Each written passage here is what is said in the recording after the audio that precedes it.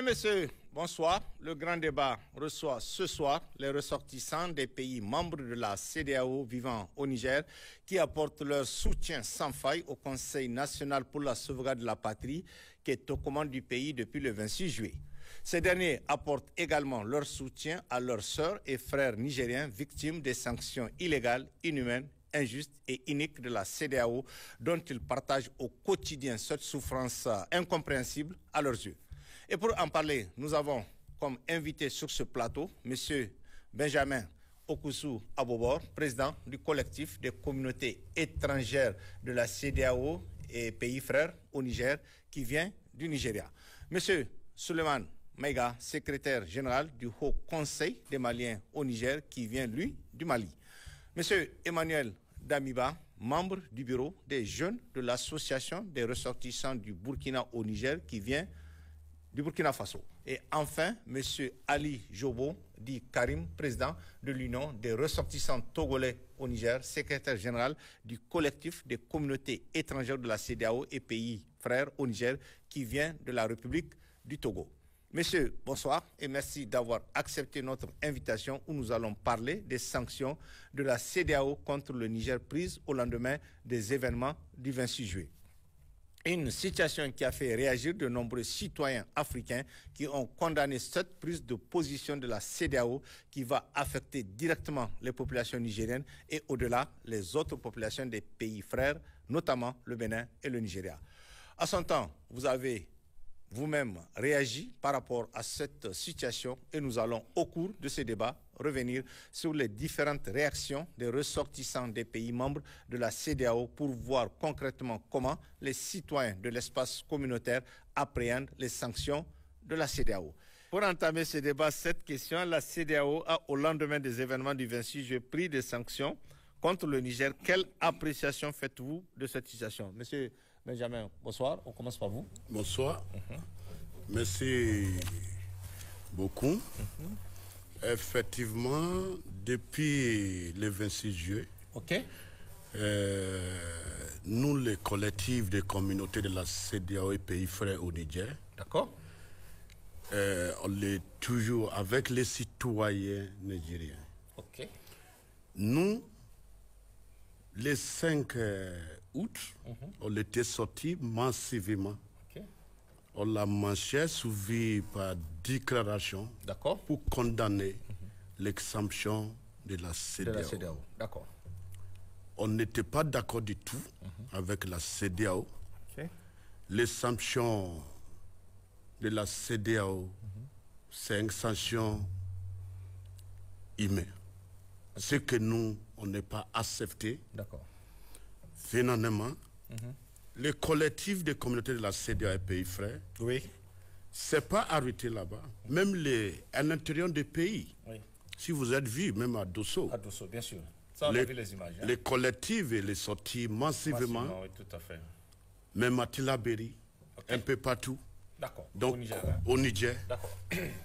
Suivi une déclaration le 9 août. On a fait une déclaration le 9 août dernier. Le 9 août dernier. Pour condamner les sanctions de la CEDEAO. On n'est jamais d'accord avec la CEDEAO. Les CEDEAO, finalement, nous, on l'a compris. Parce que la CEDEAO, ils ne sont pas là pour la population. Oui. Ils sont là, ce qu'on l'a compris.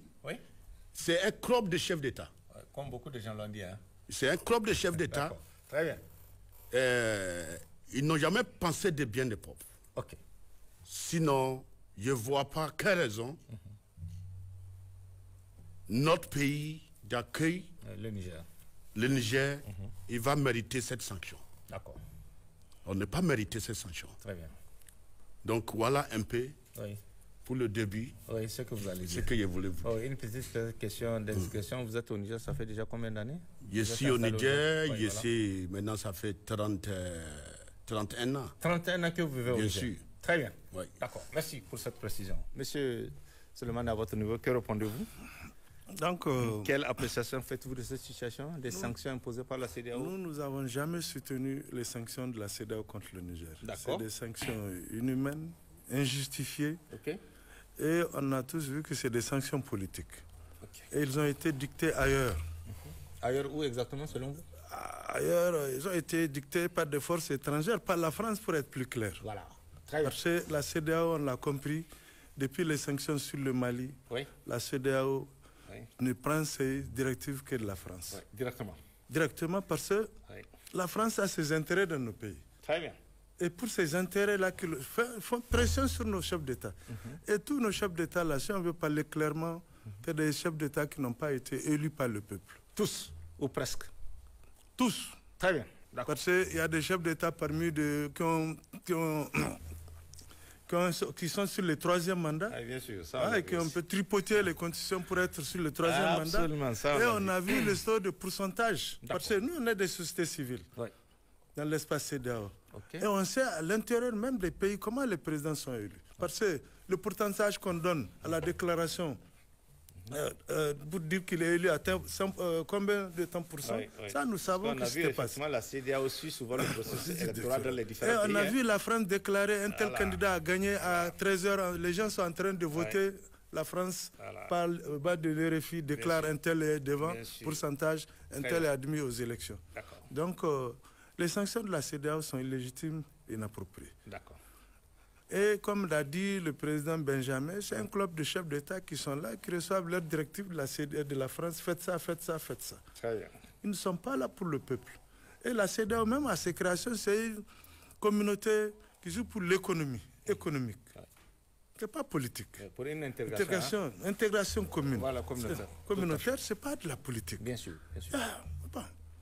On a vu ça. Maintenant, si on se dit pour sanctionner, le cas du Niger, c'est du jamais vu dans le monde.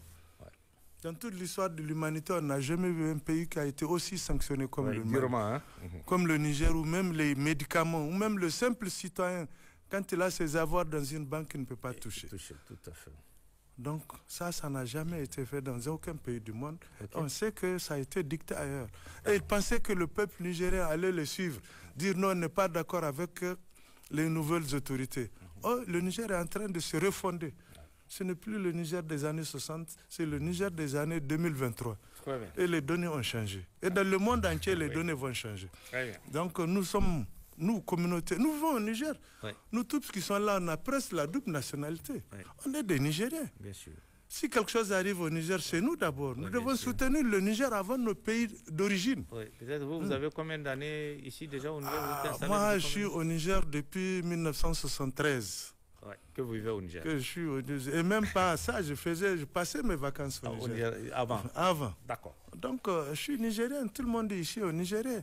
Et même si on est arrivé hier, on est dans le pays. Si quelque chose arrive, on est dedans, ça nous concerne. Et même dans le Coran, ça a été dit. Donc, c'est des sanctions que nous, ressortissants de la CEDEAO au Niger, on ne les a jamais soutenues.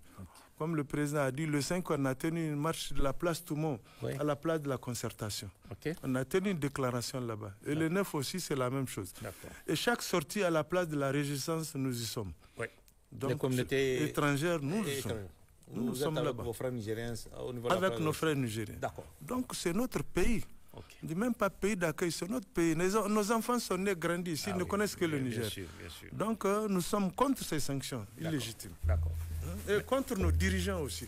Nous, la position de notre pays était claire dès le premier jour. Le Mali a condamné. Ça, on l'a vu. Ça, nous sommes tenus de ça, nous et nos autorités. D'accord. Merci, M. Suleiman. Merci beaucoup. Oui, monsieur. À votre niveau, Ali. Oui, merci, M. Et répondez à cette première question. Oui, et ces sanctions, vraiment, comme vous l'avez dit, nous les avons vues injustes, et inhumaines, et sataniques. Oui. Et nous avons vu que ce n'étaient pas les chefs d'État des peuples qui ont pris ces décisions. Parce que, comme vous vous rappelez, et si nous prenons le cas du président de la Côte d'Ivoire, M. Alassane Ouattara, vous allez voir que vraiment c'était la comédie. Parce qu'un chef d'État, tu n'es pas militaire, vous n'êtes pas militaire, vous n'êtes pas le chef d'État-major de la Côte d'Ivoire. Maintenant, vous sortez devant tout le monde, vous dites La guerre là, vous êtes déjà prêts, vous avez préparé 800 soldats, leur manger, tout, et ça va durer 3 mois. Alors que les chefs d'État... Le chef suprême des armées, non? Même s'il est le chef suprême des armées, voilà. il ne sait pas manipuler l'arme. D'accord. Les militaires sont là, c'est eux leur travail. Bien sûr. Ça veut dire que c'est eux qui doivent comment faire la réunion, créer le plan, les stratégies, les moyens et tout, et on lui soumet. Ah, maintenant, lui seul, avant même que les chefs d'État ne se réunissent au Ghana, lui il dit à Abuja que lui là déjà ce que ses soldats vont manger. Donc on ne sait pas... Et comment vous expliquez cette position justement du président Alassane Ouattara, qui n'a même pas attendu que les chefs d'État se réunissent? Mais c'est ça. Et c'est quoi exactement selon vous? C'est ça que je suis en train de dénoncer. Okay. C'est ça que je suis en train de dire, que ce n'est pas les décisions des peuples de la CEDEAO. C'est les décisions de qui? C'est les décisions des présidents. D'accord. Seuls. Ok. Alors qu'ils ne sont pas là pour eux seuls. Ils sont là pour nous tous. Bien sûr, bien sûr. Normalement, chacun devrait retourner à la maison, consulter soit son Assemblée nationale, tout ça là, son Sénat, tout, avant de venir. Mais on a vu que c'était vraiment... En dehors du territoire sans l'avis de l'Assemblée nationale et du Sénat. Il a oublié même qu'il y a des Ivoiriens ici. C'est des milliers d'Ivoiriens qui sont ici. Il n'a même pas tenu compte de ça. Et quand vous voulez prendre une décision, vous êtes 15. Vous voulez prendre une décision et finalement vous allez voir que, vous avez vu que c'est 2 ou 3 qui sont pour la décision. Si vous-même vous êtes démocrate, mais il faut laisser tomber, vous n'avez pas la majorité. Maintenant, c'est 3 présidents seulement qui sont là-dessus. Lesquels? Monsieur Alassane Ouattara, Monsieur Patrice Talon et Monsieur Macky Sall. Du Sénégal. Oui, parce qu'au début, Monsieur Tinibou était dedans, mais quand lui l'a vu, l'allure, la direction que son Sénat a prise et son Assemblée nationale, lui, il s'est, même à l'Assemblée nationale des Nations Unies, il a dit qu'ils sont dans les négociations, alors qu'avant, il ne parlait même pas de ça. D'accord. Donc, pour le moment, c'est ce que je peux dire. Ok. Oui. Merci. Merci, M. Ali. Merci. Oui. Monsieur Daniwa, à votre niveau, que répondez-vous à cette première question? Bonsoir. Vraiment, à mon avis, la CEDEAO, vraiment, c'est pour l'intérêt de la France que la CEDEAO sont en train de lutter. D'accord. Dans notre territoire, Afrique, on ne va jamais accepter ça, on n'est jamais d'accord avec cette situation maîtrisée. Parce que ce n'est pas ça que les Africains attendent. Nous sommes... des gens qui partagent tout ensemble dans l'amour. D'accord. Donc, alors, maintenant, ils ont amené leur CEDEAO avec ces mauvais politiques de la France pour nous séparer et puis nous éloigner et puis mettre la guerre entre nous. Là, vous pensez que c'est, selon votre propre opinion, c'est la France qui est toujours derrière ça? La CEDEAO même a été créée par la France. Ah oui? C'est pour leur intérêt. Oui. Même tous nos dirigeants qui sont derrière de la CEDEAO, ils sont en train de travailler pour la France. Et pas pour leur pays? Non, pas pour leur pays. D'accord. C'est pour cela même que quand vous voyez même les élections que nous faisons, vous allez voir que la personne que les populations sont votées, ce n'est pas lui qu'on donne le pouvoir. On donne à qui la France veut. Pour que la France qui choisit les dirigeants pour nos pays. Voilà. Pour que la France continue et nous manipuler comme de télécommandes.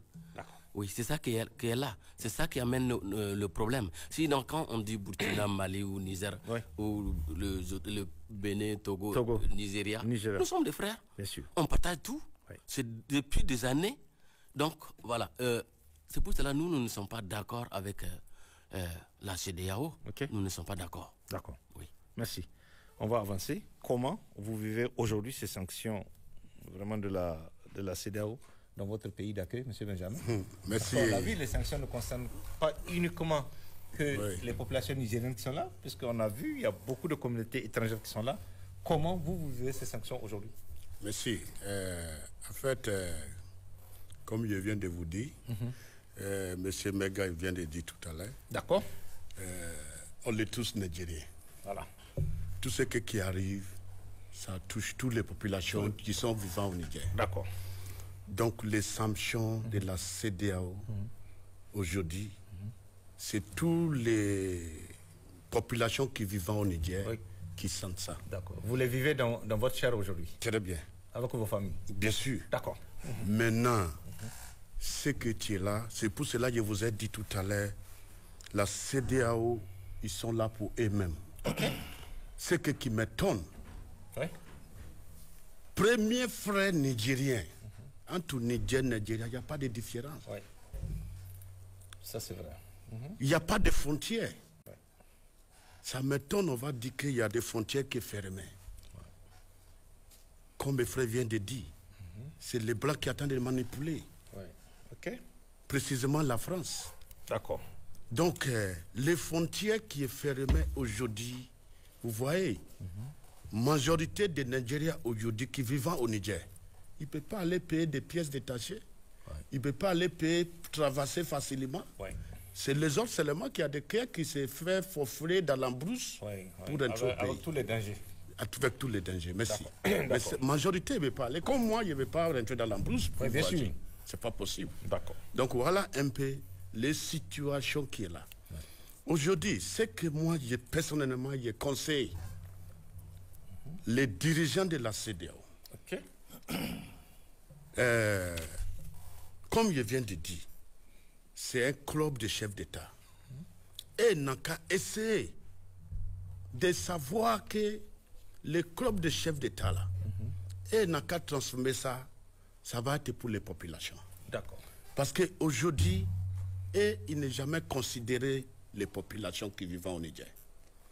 Tu prends sanction contre tes frères, contre tes enfants. Parce que les populations qui sont au Niger, les deux papas, ils sont dans l'autre papa, les frères. Bien sûr, là. Bien sûr. Donc, aujourd'hui, ils ont vu les manches. Toutes les populations des vivants ici au Niger. Dans l'autre déclaration, on a même dit ça, clairement. Si par hasard, ils sont venus ici militairement, nous, on ne veut pas rester bras croisés. C'est pas possible. Et vous allez faire quoi exactement? Nous, on est obligé de combattre. Ah oui? On est obligé de défendre. Vous-même? Oh, bien sûr. Très bien. On est bien plein pour ça. Donc, vraiment, c'est des choses, il faut qu'ils comprennent. Il n'a qu'à changer ses positions pour ouvrir les frontières. Il n'a qu'à ouvrir les frontières. Tout ça, là, ce qu'il vient de dire, c'est France qui est derrière ça. On savent. On ne nous dit pas. Macron, il a bien dit. Il est découragé des chefs d'État de la CEDEAO. Et pourquoi? Parce que jusqu'à présent, ils ne prennent pas ses responsabilités. Parce qu'ils sont un plan, ils sont des choses, ils sont attendus. Donc il n'y a pas eu une attaque militaire qui a été programmée et puis voilà. Parce qu'ils sont compris. Les citoyens de la CEDEAO ou bien les clubs d'État de la CEDEAO, ils sont compris. Si militairement ils sont venus au Niger, c'est grave pour eux. C'est très grave. Tu ne veux pas dire les frères nigériens de venir tuer ces frères qui sont ici. Ou bien les frères togolais de venir tuer les frères togolais ici. Bien sûr. Donc ça va être un désastre, comme on dit en anglais. Désastre. Yes. D'accord. Donc vraiment, ils ont compris ça. Ils sont retirés. Maintenant, Macron, il a découragé des... Il est découragé. Il est découragé. Thank you very much. D'accord. Donc voilà un peu la situation. La situation. Très bien, Monsieur Benjamin. Merci. Merci. Monsieur Suleiman, et à votre niveau, que répondez-vous? Comment vous vivez aujourd'hui ces sanctions? Les sanctions, nous les vivons durement. Ce n'est pas notre pays d'accueil seul, même de nos pays d'origine. Ça pose problème. Ça pose problème parce que je viens du Nord Mali. Je viens du Gao. Et c'est ressenti jusqu'à Gao parce que les vivres qui repartent du port de Cotonou transitent par Niamey pour aller. Voilà, c'est juste. Et maintenant, le riz a monté, les denrées alimentaires de premier, c'était lui, le riz, ont monté le prix à Gao. Les prix ont flambé à Gao. Donc ce n'est pas ici seulement que nous le ressentons. Dans nos familles. Et nous vivons quotidiennement de ce genre. Je suis venu de l'intérieur du pays aussi pour voir nos communautés et c'est la même chose. Ce n'est pas seul les nationaux qui le sentent. Nous aussi, nous ressentons. Et dans toutes les activités, ça a touché. Parce que le port, c'est le port le plus proche. Maintenant, s'il faut transiter, faire le Burkina pour arriver ici, il y a le temps qui est trop long. Il y a aussi les tracasseries routières, l'état des routes. Donc, nous le vivons comme le président vient de le dire. Nous vivons chèrement cette situation du pays. Et en sort, comme il avait dit, nous avons dit dans notre déclaration du 5 que nous sommes tous prêts à nous enrouler. Et nous voulons que le Niger... Quel cas où il y aura une intervention militaire dans ce pays, vous étiez prêt à vous enrôler? On a dit ça à notre déclaration. Des autres Nigériens et que le Niger n'a qu'à créer le système VDP comme au Burkina. Nous allons nous enrôler. D'accord. Parce qu'on n'allait pas s'asseoir bras croisés. Et regardez. Ça, on n'a pas accepté sur ce plan militaire. D'accord. Et nous voulons très durement des sanctions économiques sur le Niger. Ok. Merci. Merci. Oui, monsieur Ali. Oui, monsieur Kemogo. Oui, voilà. C'est la même chose que nous sentons que les Nigériens. Et la cherté de la vie.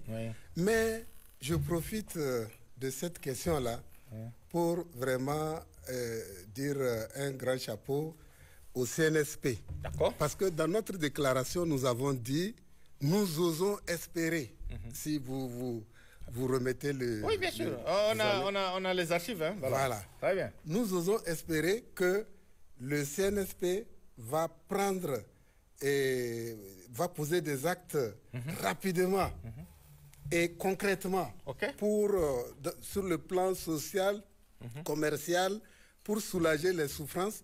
Et c'est ce que nous sommes en train de voir. Le CNSP a compris notre cri de cœur. Oui, bien sûr. Parce que, vous voyez, avec la solidarité du Burkina, du Mali, mais s'il n'y avait pas eu ce génie créateur du CNSP pour faire venir des vivres avec des convois de Burkina, du Mali, bien sûr. Mais nous tous ici, là, nous serons déjà morts. Mais maintenant, là, c'est vrai, les sanctions sont là, nous sentons, mais on ne sent pas comme ce que les gens ont voulu que nous sentions. D'accord. Oui. Donc nous remercions encore le CNSP pour ce génie créateur-là. D'accord. Oui. Merci Ali. Merci. Oui, monsieur Damiba. Ok, merci beaucoup. Comment vous vivez ces sanctions, vous? Bon. La CEDEAO avec votre famille et tout? En tout cas, j'imagine que vous avez de la famille ici. Si. D'accord. Et ça vous fait combien d'années déjà au Niger? 28 ans. Déjà, 28 ans? Oui. C'est beaucoup? Oui. D'accord. Très bien. Donc, vraiment, la sanction, c'est quelque chose qui a touché à tout le monde. Pas seulement au Niger, ça a touché un peu de l'Afrique. D'accord. Et cette situation, vraiment, ça a un peu joué, mais on n'est pas peur. On va s'en sortir toujours. Parce que vous avez l'espoir? On a l'espoir et puis on est prêt pour tout. D'accord. Parce que, vraiment, les Africains sont réveillés et nous sommes prêts pour tout. Parce que avant nous comptons sur je peux dire la France. Avant. Parce que nous sommes la France. Avant. Et aujourd'hui? Pourquoi? Et maintenant, on a compris que c'est la France même qui est les ennemis de l'Afrique. On ne veut plus d'eux. Donc la France est la source des problèmes qu'on vit aujourd'hui dans nos États. Oui. C'est sûr? Si. D'accord. Pourquoi? Parce que comment fait-il qu'on entend les djihadistes sont en train de tuer les gens? Il n'y a pas de sanctions, il n'y a pas d'intervention. Et maintenant, il y a eu seulement qu'on appelle un coup d'État pour arranger de certaines choses dans le pays. Dans les trois pays. Dans les trois pays. Parce qu'il y a eu déjà au Mali, au Burkina et puis qui est levé même qui est levé même de ces populations. Et maintenant, la CEDEAO se lève dit qu'il y a des sanctions, il y a des quoi que ça c'est moi, j'en ai marre même quand j'entends que on dit que là, il y a des sanctions ici au Niger. Et que maintenant, je prends un exemple. Si maintenant on a sanctionné et fermé de frontières ici au Niger, et que maintenant à la Côte d'Ivoire, quelqu'un est en train de se lever là-bas en disant qu'il est content, il est dans la joie. Moi, je prends cette personne comme c'est pas même un Africain. Ok, d'accord. Oui, parce que pourquoi? Si quelqu'un peut être dans la joie au Bénin, parce que le Niger ne vit pas dans une bonne condition, moi je vois que vraiment la personne vraiment il n'a rien compris. Parce que nous sommes tous des Africains et nous sommes des frères. Donc le problème du Niger, ça concerne toute l'Afrique. D'accord. Donc les sanctions là, on veut qu'on enlève ça le plus vite possible. Parce que ils pensent qu'ils ont fait quelque chose, qu'ils ont gagné quelque chose, ou bien ils sont en train de déranger le Niger. Mais ils sont en train de déranger eux-mêmes. Parce que on va s'en sortir tôt ou tard. Parce qu'on compte sur Dieu. Oui. D'accord. Merci.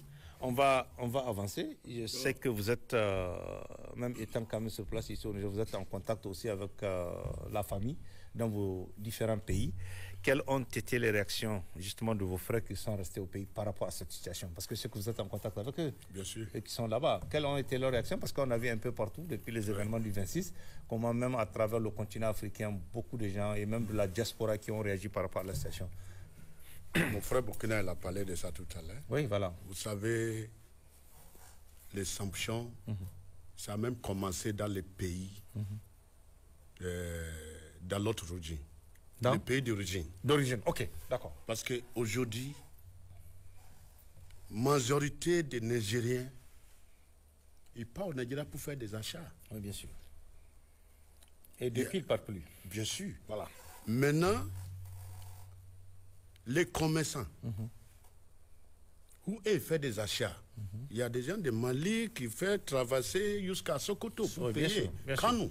Bien sûr. Donc aujourd'hui, même les chauffeurs, si vous partiez au Toga, il y a même un ami, c'est un chauffeur. Ok. Aujourd'hui, dans le Toga, il n'y a plus de passagers. Ouais. C'est un problème sérieux. Ouais, en direction du Nigeria et des autres pays aussi. Bien sûr. Donc, vous voyez, comme il vient de dire tout à l'heure, vous savez, c'est tout ça là. Les réactions des citoyens de Nigeria, oui, voilà. Ça fait même Tinubu, le président de la République fédérale de Nigeria, oui, voilà. de retirer. Ah, ok, d'accord. C'est pour cela que vous voyez aujourd'hui, il ne dit rien. Donc le fait que Tinubu, finalement, il a reculé, c'est lié aux réactions des populations du Nigeria. Bien sûr. Ok, d'accord. C'est ça. D'accord. Donc, voilà, c'est que tu es là. Aujourd'hui, Tinubu, lui-même en personne, ils savent, si par hasard, il a suivi les gens qui sont fait coup d'État pour être au pouvoir, par exemple, comme Ouattara. Oui. Parce que ce coup d'État, il a fait pour être au pouvoir. Un coup d'État civil alors? Un coup d'État civil, c'est troisième mandat. Voilà, d'accord. Normalement, c'est 2 mandats. 2 mandats, bien sûr. Donc, il est au pouvoir, c'est légalement, il est là-bas. Illégalement? Oui. D'accord. Donc, si lui, aujourd'hui, il les a suivis parce qu'il était nouvel président qui vient de rentrer. Bien sûr. C'est Ouattara avec président béninois là, qui attend de les guider de faire. Patrice Talon, oui, voilà. Bien sûr. D'accord. Aujourd'hui, il a compris. Oui. Okay. Il a bien compris parce que les citoyens nigériens, jusqu'à les membres, on les a racontés. D'accord. Dit, ça, attention, il est d'oublier de reculer. Parce que si, par hasard, il les a suivis bêtement, c'est un problème grave. D'accord. Ça va être gravé. Okay. Parce qu'il a compris, il ne veut pas avoir ce problème, il est d'oublier de retirer. D'accord. Parce qu'il était élu. Oui, bien sûr. Ce n'est pas la CEDEAO qui l'a élu, c'est les citoyens nigériens. D'accord. Donc si le citoyen dit que vraiment il ne faut pas faire, s'il fait, vraiment il va avoir ce qu'il ne croit pas aussi. D'accord. Donc voilà un peu la situation qui est là. D'accord. Merci. Merci, M. Benjamin. Oui, M. Suleiman. Donc, votre niveau, quelles étaient les réactions des frères maliens qui étaient avec nous dès le début et jusqu'à aujourd'hui, ils continuent. Jusqu'à aujourd'hui, vous savez, le Mali, dès le matin du 26, les Maliens étaient les premières communautés étrangères applaudies. Oui. Parce que si on se rappelle des relations tumultueuses qui ont existé entre le régime passé et le régime du Mali au pouvoir actuellement, nous sommes vraiment, nous étions les premiers à applaudir. C'est déplorable. Surtout le Mali. Parce que nous savons que tous nos problèmes au départ passaient par là. Passaient par là. Okay. Parce que le problème que le Mali vit sur le plan sécuritaire, c'était la mauvaise collaboration entre les deux pays. D'accord. Et aujourd'hui, c'est réglé. Aujourd'hui, c'est réglé. D'accord. Ils étaient les premiers pays, la première communauté étrangère, le premier peuple applaudi. Parce que les accords qui existaient entre le Mali et le Niger ne datent pas d'aujourd'hui, ça date depuis 1963. Bien sûr. 1963 sur le plan commercial, sur le plan libre circulation des personnes et des biens. Bien avant Même la déclaration de 1963, il n'y a pas de problème entre le Mali et le Niger. Autant de Modibo et de Diori Hamani en 1963. C'était entre le ministre Madera Keïta et M. Kambala. D'accord. Donc, ça, c'est de l'histoire. Ça, c'est de l'histoire. Voilà. Nous sommes la première communauté à avoir applaudi. Okay. Donc, et ce qui nous a encore réconforté, c'est la déclaration des autorités de notre pays. D'accord. Et ça, on était vraiment ravis. Okay. Et nous les soutenons. Nous sommes avec eux. Nous sommes avec le Niger. Le Mali et le Niger, c'est un seul pays. D'accord. Donc, on les a soutenus. Et on continue à soutenir. On continue à soutenir encore le Niger. D'accord. Parce que sur le plan sécuritaire, on était liés sur les deux pays, étaient liés sur le même problème. Oui, bien sûr. Et on savait ce que la France cherchait au Mali. C'est la France qui a amené le djihadisme. Ceux qui les ont sortis de la Libye pour les amener dans le Sahel, au Mali. Avec la guerre en Libye. Hein? Avec la guerre en Libye. Oui, bien sûr. Et tout le monde savait, dans le Nord, il n'y en a pas. Ce n'est pas de la rébellion, c'est les djihadistes. Ouais. Et la France cherchait des ressources minières, pour être plus clair, précis. Il ne cherchait pas à combattre les djihadistes. Ouais. Il cherchait son intérêt. Ouais. Il exploitait l'or, il partait, il venait avec des ingénieurs habillés en tenue militaire, pour certaines tenues militaires, pour dire que c'est des militaires. Non. Donc, nous, franchement, nous sommes bien ravis du changement de régime, pour être plus précis. Qui est arrivé ici. Qui est arrivé dans le pays, parce que maintenant, depuis lors, là, on sait maintenant l'angoisse et la stabilité de nos pays et de nos ressortissants. Ça, on a vu, il y a une accalmie même au niveau des attaques, au niveau de la zone des trois frontières. Voilà. Ceux qui les déplacent, ceux qui les amènent, ceux qui les fournissent les armes, les avions, les hélicoptères, c'est des motos qu'ils transportent, c'est du carburant qu'ils transportent, c'est des armes qu'ils transportent sur les points bien donnés. Ouais. Ça, tout le monde le sait. D'accord. Donc, nous, franchement, on est ravis. Très bien, vous êtes ravis. Merci, M. Souleymane. Oui, M. Karim. Oui, quelles ont été la réaction des Togolais? Oui, les réactions, vraiment, elles avaient